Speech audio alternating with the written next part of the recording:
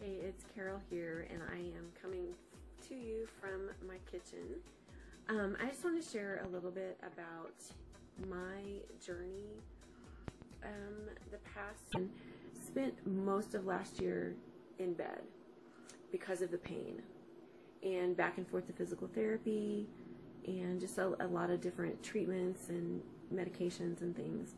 And so finally in February of this year, I had a spinal fusion surgery, and that was what I needed to have. So we tried to correct without surgery, and that just didn't happen. It wasn't correctable without surgery. So I have been, well, and for several years, I've been kind of in a weight loss slump. I've gained about 20 pounds in 5 years, which isn't too bad. But I was having trouble taking it off. And so my husband, Carl, whom you'll meet, and most of you know him too, but you'll get a chance to know him better when we record a video together. And he decided several months ago to get on the keto bandwagon. He has struggled for years and years with his weight, and just got to a point where he lost a lot of weight, and he's kept it off, but he's plateaued for years now and hasn't taken it off.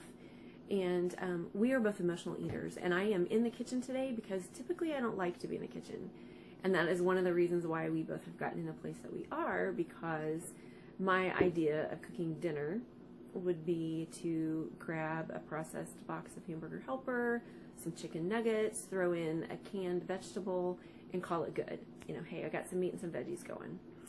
Anything I could do in 30 minutes or less. So lots of spaghetti, lots of pasta. You know, I would throw in a salad, but nothing healthy. Lots of processed food.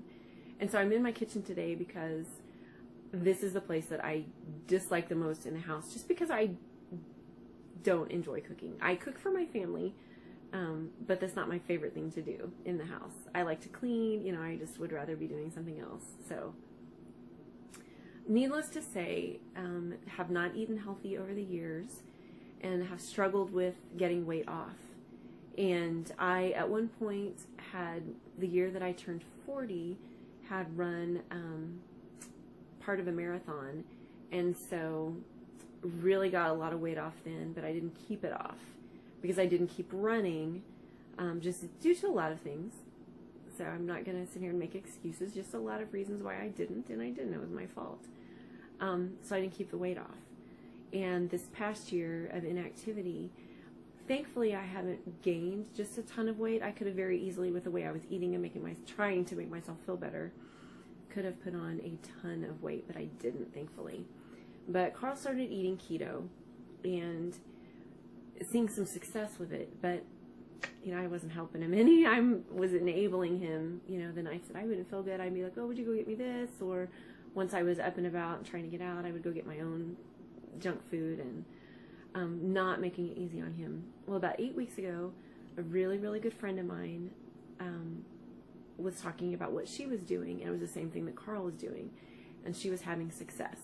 And great success. And she just happened to call me one morning with another question, and I had been talking to Carl about what I needed to do, and all of a sudden it just clicked when I was talking to her. This is what I need to do. And she told me, she said, only do it if you're completely serious. You have to be serious about doing this, or don't do it. Don't waste your time. And so I got serious that day. I had cupcakes in the house because it was the day after Mother's Day. I had Mother's Day cupcakes in the house. I threw the last one away. I love buttercream icing. I threw the last one away. I didn't even eat it. I was like, I just have to do this. You know, I could have said, oh, I'm going to eat this cupcake and then I'll do it. But I was like, no, I just have to do it. So I did. And I've seen what I consider to be great success. I've lost 12 pounds in 8 weeks. And we have completely changed our eating habits. We have no sugar in the house. We have no flour, white flour.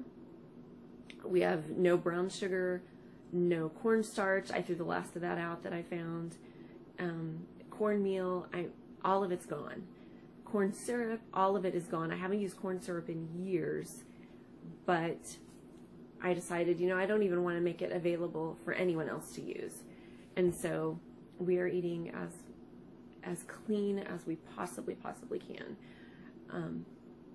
and really enjoying it. I am finding there are lots of foods that I like that I can have. I'm finding good substitutes. I found a good bread substitute. I love bread. Zucchini squash works great for pasta. And it's, you know, people talk about it being expensive. Well, it is a little bit on the front end, but once you get those ingredients, like almond flour, coconut flour, things like that, it's really not. And once you get into it, changing your diet, changing your habits, you will find out that you're so much happier. And I don't want to cheat. Anytime I see something that looks good that I used to really love, I'm really getting to the point where I don't want to cheat. And so it's not really even tempting. So I just want to leave you with that for today, just to tell you that you can, I just want to encourage you, you can change your eating habits, you can change what you're doing, and feel so much better. So I'm going to leave you with that for today. I'm excited to get this uploaded, see who finds it.